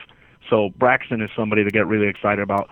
Joe Yearby and Trayon Gray that we mentioned earlier, both those guys have flashed a lot of ability in camp, and they both add a different dynamic. Gray being the big power back, he can make some noise like that, whereas Yearby is really agile, and he hits the hole. At receiver, there's a lot of veterans, but I think Berrios will probably be the main guy there, although Tyree Brady has had a great camp too, so the receiver position is really, really deep. Defensively, I mean, Chad Thomas is somebody that everybody's talked about since before National Signing Day, and he's definitely going to factor in. I mentioned Hurtaloo and Mike Weiss. Marcus Gayot had a really good camp, so he should add something at the safety position. I think there's going to be a lot of guys making some noise. That's for sure. That's awesome. It's great to hear. Well, we know that we have the UM program has had always issues with recruiting, and this year finally we've got a good recruiting class. It's mostly because of the sanctions, and we're hoping that now that the sanctions have been clear, we get more players that in here that'll fit the program that Golden has set in place. So what is one of the team's strengths that you actually see as something that definitely there's not going to be any issue? Because always, there's always question marks with the freshman quarterback. I know the running game is strong, but what is something the team has right now that you feel confident that it's not going to be any issues, that we're always going to have a solid, whether it's a D-line or the linebackers with Perryman? What is something out there you see as a real good strength for us? I mean, the receiving core is really deep and the secondary is really deep. Both of those groups have a lot of guys who can be contributors, not just at Miami, but really at any school in the country. And those groups, I think, are set to, even if they have somebody go down, hopefully they don't, but if somebody goes down, they really are deep enough where someone can step up and you just keep going without a problem. Those two groups are definitely deep. And the D-line is probably as deep as it's ever been since Coach Golden got here. David, I don't know if I'm mistaken, but you guys have new uniforms this year as well, right? Because I think I saw them about a month ago. Yes. Yeah, they're nice, man. I know that you're also a huge baseball fan, so we're gonna get off a little UM talk, and I want to thank you for coming on the air with us. So, what is your prediction for the playoffs this year in baseball? You can't pick the Cardinals, by the way. Well, I mean, the way the Cardinals are playing, I wouldn't pick them anyway. Honestly, it's hard to say. Everybody's really close. In the American League, I'm not a big believer in Oakland or the Angels, but the other teams really haven't showed too much, so I think it's wide open. And then in the National League, Washington's getting hot now, and that's a good time for them. I'm not too sold on Milwaukee, but they've done it all year, so if they can keep it up, they're going to be dangerous. If the Cardinals get Yachty back and Waka back, they'll be dangerous, and the Dodgers are going to be a tough team. So I think it's real close. I mean, it's just a matter of who hits and who pitches. Yeah, who gets hot, especially there in the playoffs. I actually like the Dodgers a lot because of their pitching staff, and it seems to be a veteran team that, you put those guys together, they might get there, but in the playoffs, you never know. So We'll see what happens. But David, we really want to thank you on behalf of the Frank and Noodle Show. We want to wish you the best out there in Louisville. Represent the U as much as we can, and hopefully we go 1-0, man. Go Canes. All right, guys. Thanks. Appreciate it, brother. Thank you, man. Bye. So there you get a little insight from David. Man, he brought us some good points. Talked about some guys we should be looking out for, and I'm hyped now, man, because you know it's weird. You don't hear about all these other kids. You know, the newspaper writes about me. You know, always writing about Duke Johnson and the big names, but there's other guys on this team that we're looking for to step up their game. And if their receiving core is strong, that's gonna help out the freshman quarterback. I want to see a pass rush this year. That's gonna make me excited, which we haven't seen in the last 7 years here. We're gonna get Warren Sapp back. I want to see a pass rush. I want to see a pass rush up the middle. I want to see the quarterback go down to the ground, fumbles being created, and corners returning interceptions back for touchdowns. That's football, all right? On the defensive side of the ball, making plays on special teams, and those kind of plays are what I want to see. And hopefully D'Onofrio can get it together this year. You know how I feel about him. I've been trashing the guy since we started here on the show. And you have your emotional disconnect there with him. But no, listen, I watch a lot of the games, and as much as I am a UM fan, which out of all the teams in Miami, that's a team that I probably hurt the most when they lose. Is that I watch the defense and I have questions. And the questions are always, do we have enough other players? Is it the players? Is it the scheme? Like, what's going on? And I sometimes I see the talent that we have, and I lean on the side of blaming the coach and the scheme that we have. So hopefully this year, it seems like we have the weapons. It seems like we finally have the defense that, Chicolo's been already a couple years now. I think he's either a sophomore, he's a junior now, I think. So he's been around now a couple years. Perryman's been around a couple years. So it's time. It's time for us to step up on the defensive side of the ball and make plays. And bottom line, as good as this kid could be at quarterback, he's still a freshman and not a redshirt freshman. He is a true freshman. We need, for all the years that we've had with Golden, this is the year that the defense has to step up. We need those turnovers to give us good field position. We need an interception to the house to get momentum and help the quarterback out. Absolutely, we need that momentum. So the defense has to step it up. And their uniforms are fresh, brother. They're sick. I botched that question. I wanted to ask him who designed the uniforms and how did they come up with the idea for those uniforms great, and because it was an amazing idea. I never thought of seeing UM in those colors. And yeah, I'm hyped. I hope they come out in those uniforms. For Louisville? For Louisville. If they come out with those uniforms, that's going to be hyped. Which ones? I'm sorry, I wasn't listening. Which ones? You have a gray jersey. Yes, the smoke jerseys. They're super sick. They're sick. Yeah, but the only thing I didn't like about it that they have black letters, but for their names, but the jerseys are out of hand. They were wearing them during Canes Fest. No, I love the uniforms. And talk about D-line getting pass rush. Dude, have you heard of Chad Thomas? The kid is a freshman and he's humongous. Well, we need to put him in position to make plays. We can't rush 3 guys and drop 20 like we do all the time, and just let them throw the ball over us. We need your frustrations. Yeah, we need to blitz and put the pressure on, knowing that we're coming after the quarterback, so our guys can get opportunities to make those kind of plays. UM plays Nebraska this year, correct? The Cornhuskers. Yes, they do. September 20th. When was the last time we played Nebraska? It's been 2001 championship. One of our good friends, John Castro. Oh my God! Said UM is getting crushed on September 20th. Why are we mentioning John Castro's name here on the telecast? Because they're gonna get crushed, the Cornhuskers, and we're gonna have John here. I'm gonna have him call the show so we can just rag on him. Jesus Christ! And who's a Nebraska Cornhusker fan in Miami? Yeah, terrible. Only John Castro. He's a good guy. He's funny though. So we definitely talking UM football talk, which is great, but we're still trying to break down what games were a little shady in the BCS era, and Frank has been writing. Frank, our producer, has a list over there that's totally gonna probably put me to shame with what I was talking about earlier about this. So, but anyway, till we get to that point, I want to talk about. He's laughing at me. I want to talk a little bit about the NBA, okay? And we're gonna get to that on the other side of the break. You're listening to the O and Frank Noodle Show on SoFloRadio.com. You're listening to SoFloRadio.com. By the Glass. By the Glass is a show about beverage culture. Brad Hubbard. What I'm going to do is I'm going to connect the dots on how everything works together. It's really all about how we enjoy things, how we enjoy life, and how beverages play a big part in that. I'm going to bring in people that are going to display their aspect of the culture. I'm going to bring in people that are going to show you different products. We're going to look at places where people go to consume these beverages and how they all interact. Things are built around the actual beverage itself. By the Glass. Thursdays from 6 to 7. Only on SoFloRadio.com. All systems are functional. I'm going to pass the reins to Mr. Jackal, the new king of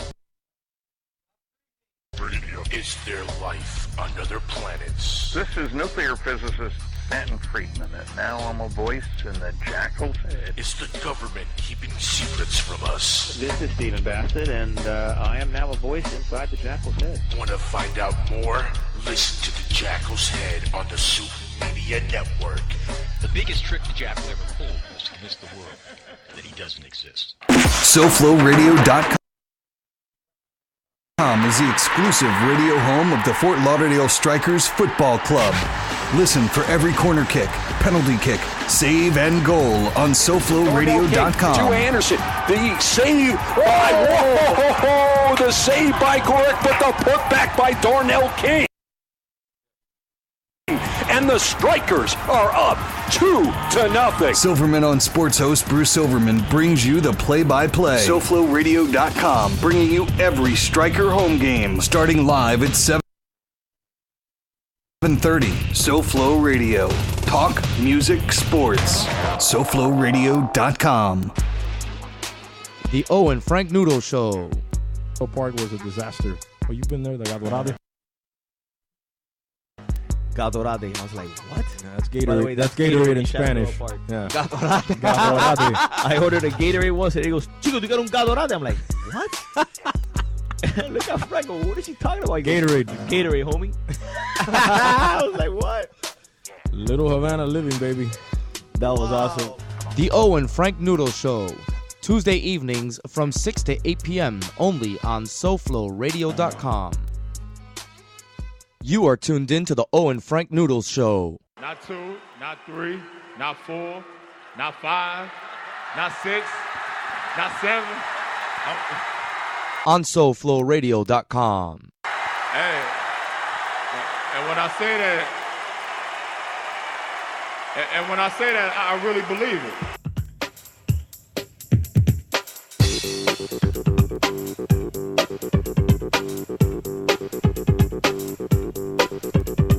That's a dope song. Little old school music there for the old school people that know what's up. Little Josh Wink. Little Fever Days there. So we have a little LeBron action. That's why we actually played that a little bit. And I kind of said a couple weeks ago I didn't really want to talk about LeBron anymore, but I'm sick of LeBron James. But you know what? Dude, I was looking at the Cavs roster. Pretty loaded. Yeah. I mean, this team, they're pretty loaded. If you look, the thing is, if you look at the first team that he played with down here, it was 3 guys and everybody else sucked. In a nutshell. This team right now is loaded. They're loaded. Front to back. And they're trying to get another guy, a center. I don't know if you know that. They're trying to get some guy. I forgot what his name is now. Mozgov or whatever that guy's name is. What is going on? Ray Allen's going to sign with them, supposedly. They got Sean Marion. Yeah. Everybody knows they got Kevin Love. They got to win the title this year.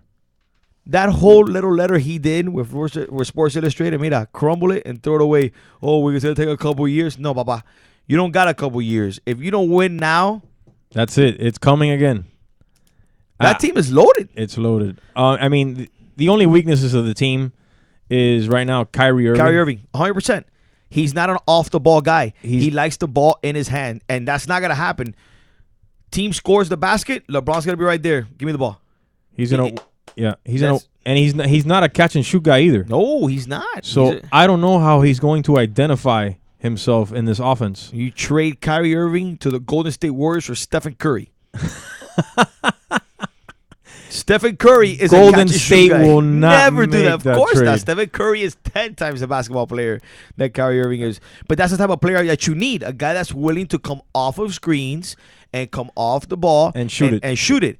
And He's not that guy. I think Kyrie Irving might get lost with all the players that are in there right now. He's going to be confused the whole time. He's going to be lost in that shuffle, and it's going to take him a couple years to get used to playing in this manner. Yes. Because he's been the man there in Cleveland for a while. Yeah. No, it's going to be a problem for him. I'm telling you. He doesn't have playoff experience. All right? And you also have, Kevin Love is a more polished player, but we're going to find out now who Kevin Love really is. We'll trade him to the Heat. We'll send you Mario Chalmers and Norris Cole. We're going to find out who Kevin Love is right now, if he's the real deal or not. Oh, of course. He's got to have to play now. He's never played a game on Christmas Day. He's never played a game in the playoffs. So he's gonna have big games now. He's gonna have to show up. And none of those guys plays defense either. None of them. So there's a lot of question marks for this Cavs team. The only thing is that LeBron plays defense. He's the only guy on the team. He might be one of those guys that if your best player is playing defense and he turns around to you and says, "Hey, can you snap out of it? Can we play some D?" Maybe Kevin Love and these guys will turn around and be like, "Hey, I guess I got to step up and play D now." Because he could have that influence. But off the bat, those guys don't play defense. The defensive specialist that they got was Sean Marion. They got Sean Marion, and then they have Verjao does play D. He's a hustle guy. He's a hustle guy. But I'm talking about on the perimeter. You got LeBron and Sean Marion. Those guys are not going to chase to the 3-point line. Right. They're going to be like, shoot if you make it good times. But yeah, they're not chasers. They're not going to chase to the ball. So listen, that team is not beating the Spurs. I don't think so either. That team is not beating the Spurs. If the Spurs stay healthy, no one's touching them. And the Clippers might be able to beat them as well. I think they will struggle because I think it takes time to develop, like the continuity, like they did the first year, the Heat when they had the big guys, all three of them. And you still have Chicago there too. And the coaching staff isn't. It remains to be seen if this guy can coach in the league. Which is totally different. It's too many question marks for me to give them the championship. But their roster is loaded. It's loaded. It's sick. Yeah. It's sick. So with that said, that's enough Cavs talk. Something came up yesterday. I was watching on ESPN. I forgot this guy's name now. You a blank. Happens all the time. Who came out? Second blank of the show here. Yeah, we're like that. We don't have it. So you were listening, and Pete Rose. Okay, Keith Olbermann. Okay, that's this show at night. That's like, I don't know, it's weird, it's awkward, but I actually watch it. What an awkward show. Let's talk about that for a second. It's awkward. He stops and he laughs at his own jokes. Yeah, it's funny. There's no audience in the background, like laughing. And he tries to play like he's like a Jimmy Kimmel, but not really. And it's just like it's awkward. To me, it's like a show that someone does when they get out of the shower, and you're just talking in front of the mirror to yourself. Dude, I don't know. You're just kind of rehearsing. And his suits make no sense. They're sequenced all over the place. It's just strange. But he's so smart, actually. Yeah. And he's so like yeah, he's very intelligent and it's very quick. So you listen to him and you're like, oh wow, that guy, he has weird topics, whatever. But it's cool. At least I watch it. There I'm about to go to sleep. But yesterday's show was basically about Pete Rose, and Pete Rose has been banned from baseball for 25 years. Yesterday was actually, I believe, the anniversary of it, 25 years. So I saw the show because obviously when Pete Rose was suspended, I was 12 years old, and when you're 12 years old, you hear those things and whatever. Pete Rose got suspended because he was gambling in baseball, whatever, no big deal. But now that we're older, I feel for him a little bit because yes, he did break a cardinal rule in baseball that you're not supposed to do, which he was betting on baseball in the locker room. And I understand that's severe and you shouldn't do that. But also, there's guys out there that have beaten on their wives. They get a second shot. You get guys out there that are on drugs. They get a second shot. I'm not saying, but it has to come a time that this guy has to be allowed to be back into baseball. At least open it up for discussion. Listen, I see where you're coming from, but what he did to me is kind of unforgivable. I mean, it's been 25 years, and I guess the mark has been made. But think about what he did. He pretty much shamed the sport in a way that a lot of people can't shame it to that degree. He insulted the sport in a way that I don't think there's anything worse that you can do as an athlete than throw a game for money. I mean, he never threw a game. He would bet on his own team. You don't know that. Well, that's what they said. Okay, you never you're know right. what's I've going. never seen the documents. You never know what's going on behind the scenes. The rumor has always been that he was putting money on the Reds because he felt that they would win. Okay. He felt like, okay, if there's 162 games, we're gonna win 90 of them. All right, I'm gonna come out winning on money. Now, again, obviously, we don't know the truth. Right. But that's what they've said, that he was betting mostly on the Reds. Let me ask you a question. I don't think he ever bet against them. If you're a manager and you're trying to make a money and you had a gambling problem, what do you think is easier on a game, to manipulate the game for you to win or to manipulate the game for you to lose? For you to lose. Absolutely. No, yeah, I can't argue that. And I think the whole thing that he would bet on them to win is just a cover-up story. Could be. To make it go away nice, and that way there wasn't an uproar. But if be. that would have been in today's media, that was 25 years ago. If that would have been in today's media, that story would not have been the same. Of course. You would have found out, all right, the truth there, if he really did what he did, which I think he would bet against his own team, and he would probably take out pitchers and change lineups. Well, supposedly they looked into it pretty much. Like, they did an investigation and they tried to look into it to see if there was ever something that seemed a little skewed, I guess, out of the ordinary, and they never really found anything. So they say again, but I don't know. But another thing that really affected was that he was also betting on other games in baseball, which leads to be, I guess, a little skeptical, because he's in the locker room. Like, he could call the Dodgers and be like, is this guy playing today or not? Like, is he hurt? What's going on? Does he have diarrhea? Like, what? You know what I'm saying? And he's betting on other games in the league, which I think that is the real part that really screwed him. Bottom line, dude, what he did is wrong. There's no doubt about it. But it's been 25 years. And I feel that Major League Baseball brings him back when it's towards their advantage. Like, next year, the All-Star game is in Cincinnati. There have been rumors that they're going to bring him to the game. Why? If he's out of the game, he's out of the game. Why did, when they had the 50 best players in Boston, I think it was, they brought him that day to sit there in the crowd, and they walked him out? Because that guy is an amazing baseball player. Of course, but the thing is, either he's in or he's out. Right. You see what I'm saying? That's why I feel bad. It's like they're messing with his emotions. Smokey. You know what I'm saying? Like, they bring him in. Oh yeah, we're gonna give you, hey, everybody's gonna clap for you because you're one of the 50 best players in the world. And then when the game's done, hey, don't ever come back to the stadium. Like, no, I mean, it's been 25 years. It's been set in stone. But I can also see where Bud Selig, which I don't like as a commissioner either, comes from when he lays down the ultimate penalty and doesn't want to bring him in the game. Because, I mean, if you allow that to happen in your league, then everybody's just going to think it's okay. Yeah. To just fix games. Faye Vincent was the guy who came down on him. And then Bud Selig was like, I'm not even going to consider it. Like, it was not even an option.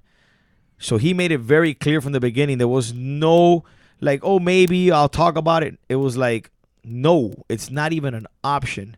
And now we have a new commissioner. So that's why now I think ESPN is kind of like pushing the story. I think they'll let him back in. I mean, I'll feel good for Pete. He made a mistake. I mean, the guy doesn't even have a shot to get into the Hall of Fame. And he's probably the best hitter of all time. He leads the league in hits. I mean, the way he played transcended the game a little bit. I mean, the way that guy hustled, the way he plays so aggressive, I haven't seen anybody play that ever again. I mean, it's for me, it's just one of those things that I saw the thing and I'm like, dude, this guy's been in baseball jail for 25 years. I met him one time out there in the Caesars in Vegas. Oh, he's always there hanging out. Yeah, and he's always there with some really hot blonde with signing autographs, big boobs. Yeah, that's his fiance, he says. Yeah, I mean, well, he's not doing too bad right now. Nah, he's got bread, but he said he was gonna sue because he's lost out like on $60 million because he can't manage in baseball, which pays very well. He should never be allowed to manage again. Oh, absolutely not. That he should be.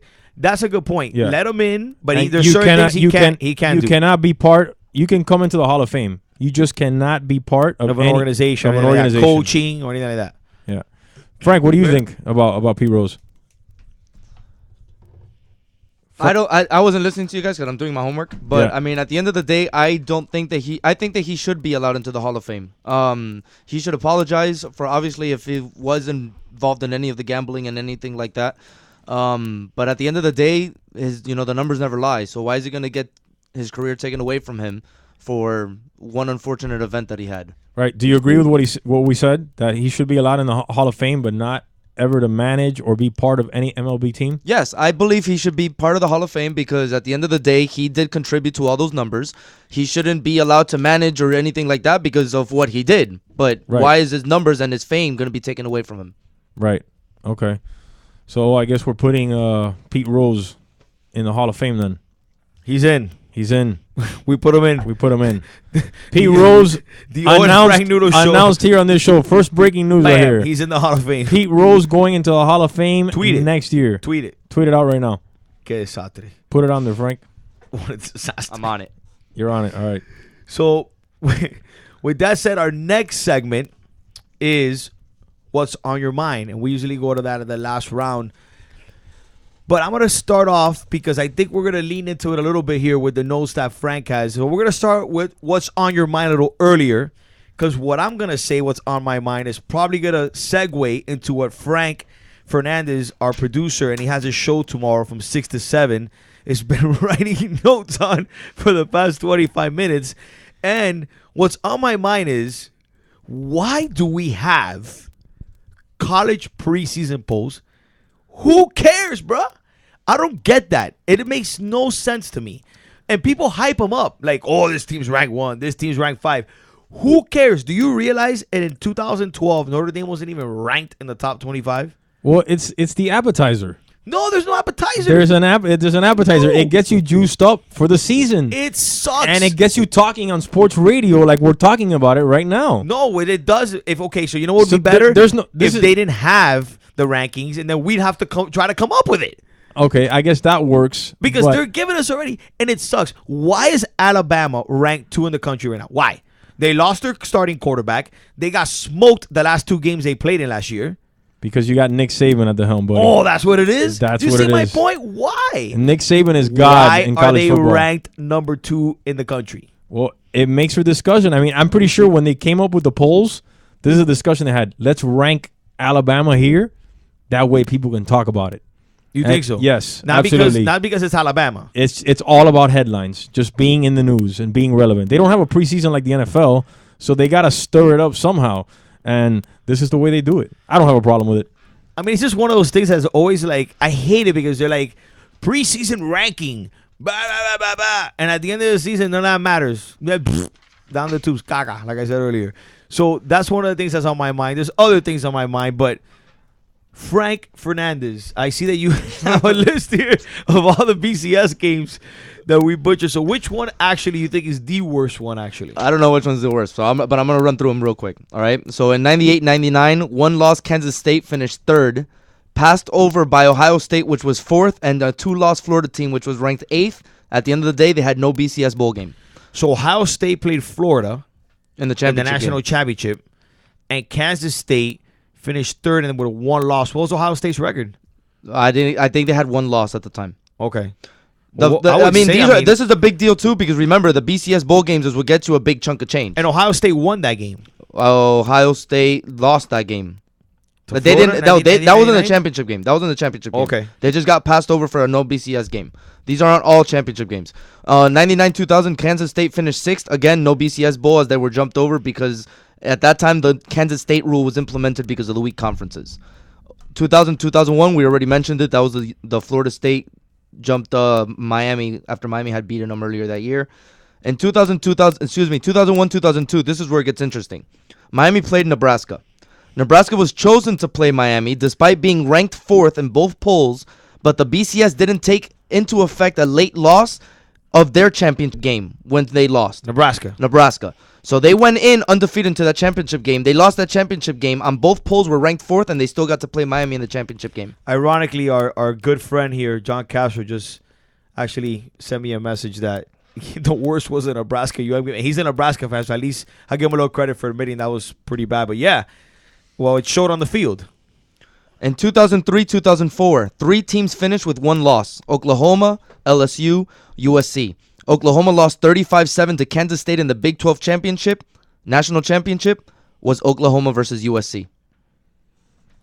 It's not a perfect system, but I'll tell you this: it's an interesting system, and it makes for the most entertaining football you can watch anywhere. Because, like I said 1,000 times on the show, college football way more interesting than the NFL right now. The true essence of the sport is captured in college. And the fact that in regular season, every play means so much, it makes it that way. So you're not going to have a perfect system, but for the most part, you do get it right. In 2004, 2005, 5 teams finished undefeated. Auburn, Utah, Boise State didn't get to play in the BCS championship. Oklahoma played USC. That's when Boise State USC destroyed should Oklahoma. not have been on the field with any of those teams, so I agree with that. I mean, they have the record that they have, but like I said, my point before was their offense was very gimmicky. If you put them on the field to play those guys, they would have been overpowered completely. So, when is a year that LSU won with 2 losses? Okay. Jamarcus Russell's senior year. Here we go. In 2007, 2008, this was the year of all the upsets. Okay, so Missouri was number 1, lost to Oklahoma in the Big 12 championship. West Virginia was number 2, lost to Pittsburgh. Okay, Ohio State was idle for 2 weeks during those losses and went from number 5 to number 1 without playing. Hawaii was number 2 because of their weak conference. They didn't get to play in the championship game. So they were catapulted. LSU catapulted from 7-2 because Chang? Missouri, West Virginia, and the loss of the Hawaii conference. Hawaii was ranked what that year? They were ranked number 2 that year. In the nation? And they had to play in the Sugar Bowl. Who was their quarterback? Timmy Chang? That was the year of Timmy Chang? I think so. I think it was Timmy Chang. Hawaii was ranked number 2? And they had to play and they had to go to the Sugar Bowl. And then they lost in the Sugar Bowl. They got smoked. They got smoked. I remember that. Wow, I had no idea. Who would they play against? In the Sugar Bowl? They got beat bad, though. Hawaii number 2. I'm still in shock about that. I had no idea that Hawaii was number 2. And remember, last year, with 2 weeks left in the season, Alabama, FSU, Ohio State, and Baylor were all undefeated and ranked 1, 2, 3, and 4. All right. Baylor got what smoked if, by all right? UCF. The next week, Ohio State and Baylor lost. But what if all 4 teams would have been undefeated? Who goes to the championship? But you can't say what if because what happened. Right. But, okay, it was 1 week left. If there's a playoff system, we know who the playoff goes to. But if there's no playoff system, now you start flipping coins. Who goes to the championship and who doesn't? Florida State. Yeah, my point on this. They're number 1. They're the best team in the country. Number 2 would have been a discussion between Ohio State and whoever won the SEC, which, yeah. And it's almost like, well, I think that was the thing that concerned them the most. When Michigan State beat Ohio State, everybody's like, yeah, okay, thank God. You know Yeah, we're relieved. Yeah. Because they were like, oh, okay. Chaos would have happened. Problem. But if Ohio State goes undefeated, would have had a problem. So this is the Owen Frank Noodle Show on SoFloRadio.com. Our next segment is What's on Your Mind. We ask Frank Noodles, and Frank Fernandez next on that. And I might chime in on some other stuff, but I don't know yet. So we'll get back to that. What's on your mind? You're listening to the Owen Frank Noodle Show on SoFloRadio.com. You're listening to SoFloRadio.com. I am the voice of terrestrial radio.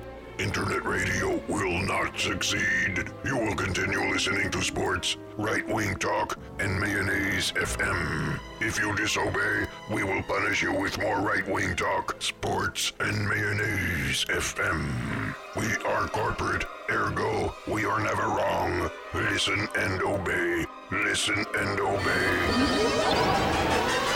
Shut it down, evil foe, for I am SoFloRadio.com, and I'm here to give back what people want to hear. A variety of entertainment, fresh music, comedy, and different points of view. I own you. Oh, your fart-radiating suit and tie don't frighten me, old chum. Behold the power of SoFloRadio.com.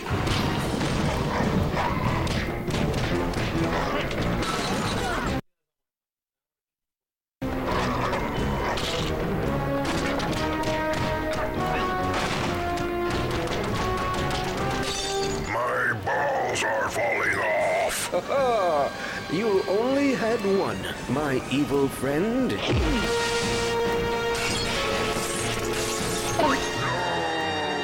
There. Now you'll have to squat to pee. SoFloRadio.com. Castrating terrestrial radio. One ball at a time. By the Glass. By the Glass is a show about beverage culture. Brad Hubbard. What I'm going to do is I'm going to connect the dots on how everything works together. It's really all about how we enjoy things, how we enjoy life, and how beverages play a big part in that. I'm going to bring in people that are going to display their aspect of the culture. I'm going to bring in people that are going to show you different products. We're going to look at places where people go to consume these beverages and how they all interact. Things are built around the actual beverage itself. By the Glass. Thursdays from 6 to 7. Only on SoFloRadio.com. Here's the latest ratings you asked for. What is this? Where did all our listeners go? SoFloRadio.com. SoFlo, what channel is that on? It's online, sir. Wi-Fi radio. Oh, I see. But what channel is it on? Put your business on the leading edge of media advertising with the SoFloRadio.com network. Unlike antiquated AM or FM radio, your professionally produced 30 or 60-second ad will be heard live on SoFloRadio.com during the day and will be downloaded thousands of times a day on SoFloRadio.com, as well as being heard on our free podcasts on iTunes. Wi-Fi radio and Bluetooth are now available with BMW, Ford, GM Cars and Trucks. Don't get left behind. Contact SoFloRadio.com for details and our very affordable rates. SoFloRadio.com. Stay ahead of the game. The most important online radio station. It's easier than ever to listen to SoFlo. On the air and everywhere. On any computer, any mobile device, iPhone, iTouch, and anywhere you are, just hit SoFloRadio.com. Tell your friends about South Florida's radio network, SoFloRadio.com. You are tuned in to the Owen Frank Noodles Show. Oh, have you not heard? It was my understanding that everyone had heard. Heard what? Brian, don't! Oh, well, a bird. A bird, a word, a well, a bird. A bird, a word, a well, a bird. A bird, a word, a well, a bird. A bird, a word. On SoFloRadio.com. Papa uma mau mau, papa uma mau mau, papa uma mau mau, papa uma mau mau, papa uma mau mau, papa uma mau mau.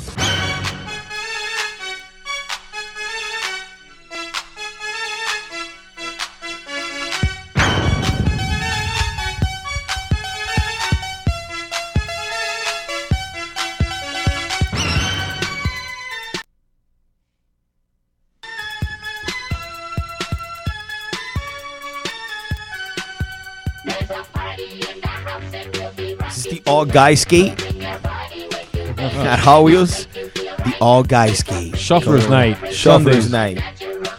But remember those days? These are fresh, bro. Monday nights get out of control there. Back in the days. All right, Hot Wheels, we're going to turn it backwards. We're going to skate in reverse. Reverse skate, everybody. There's a bunch of DJs right now that used to DJ. DJ Irie was one of the DJs there in Hot Wheels. Was it? I heard that the other day. I was actually shocked about that. Irie was a DJ there. There's somebody else that's big now that was a DJ there. Yeah, that was DJ M. Dot, right? Yeah. And that terrible food they used to have at the stand there. Oh my God, the pizza was terrible. That was the worst. But what are you guys talking about? The Kendall location or the Hialeah location? The Kendall location. The Hot Wheels, right? Yeah. That's what we used to go to when we were growing up back in the days. Monday nights was like a club. Yeah, it was out of control.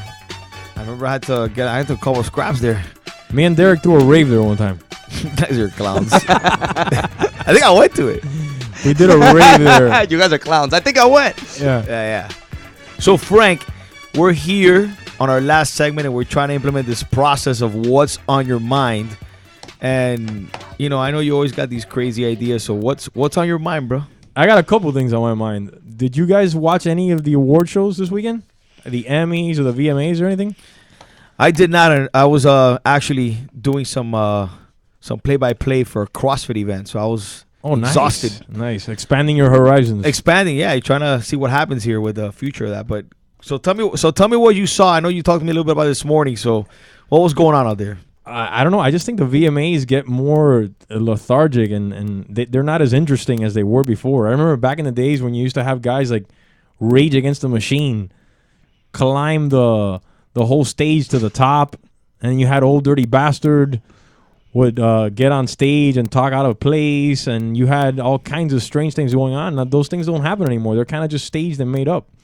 The only thing interesting that happened this time was, I don't know if you guys remember Miley Cyrus last year. with the whole twerking thing. Remember? Oh my God. Yes. Which I remember that because that was when it went viral. Basically. It was disgusting. I mean, Awful. that wasn't an ass. It looked like jelly. It looked like jelly. Una pechuga de pollo. Like when you just kind of like rip it off before you cook it. That's what it looked like. Well, she actually did one of the most interesting things in this past show, which was she got an award. She didn't go on stage. She had a homeless kid go on stage and read for her about, just making people aware of how the homeless population in Los Angeles is crazy. If you've ever been out to L.A., you see a homeless person, there's like three of them on every block. Well, they're all over the place. And San Francisco also. I mean, when I just went to LA this summer, and I went to Cali, and I went to LA and Frisco, and I remember, Frisco was bad. Like Frisco, like Union Square. That's how LA is. I was like, dude, these guys and are young people everywhere. too. And I felt bad. I mean, you see guys like, man, in their 30s. It's scary. You know, you can see they're young dudes just. Yeah, man, tough out there. Well, here's my other take on this. I mean, and I'm a cynic for all these things. Because of the ALS challenge now, and people are donating money, I wonder if it got played on MTV, if this is not something that they kind of staged, all right, to start creating awareness now for homeless people and getting, and I'm just being a cynic because I don't believe in charities. I mean, I do if they're made like if they're homegrown, okay, and local, I'll believe in a charity. But these national charities like the ALS and all these things, and I know they're bad diseases, and I might sound horrible saying this, but most of these charities are made up just for profit. Maybe 5% of the money is maybe donated for the right causes. Everything else is just profit. So when I saw that, it made me feel good, and then I just wondered a little bit. You know what I'm saying? Who staged this, and who put it in this manner for it to be? You know, in the sense that it was presented. Something else that came on, there was some guy that was making fun of like Jay-Z and Kanye West. He was absolutely terrible. I mean, it was just terrible. He kept trying to say a joke, and like the crowd would just look at him like, okay, awkward moment. When is the laughter coming? But they did that too a couple years ago. Someone was like out there making fun of people. That was terrible. And it was like, haha, no, not really. Like it was awkward. Beyonce had an amazing performance at the end. If you like watching Beyonce, I mean, Jay-Z She's came. nice. Yeah, she's easy on the eyes, I guess. Yeah, Jay-Z came on stage with the baby, which I guess they had They're back. They had the whole divorce thing going. I guess that made it official that they weren't getting divorced. So that was cool as well. And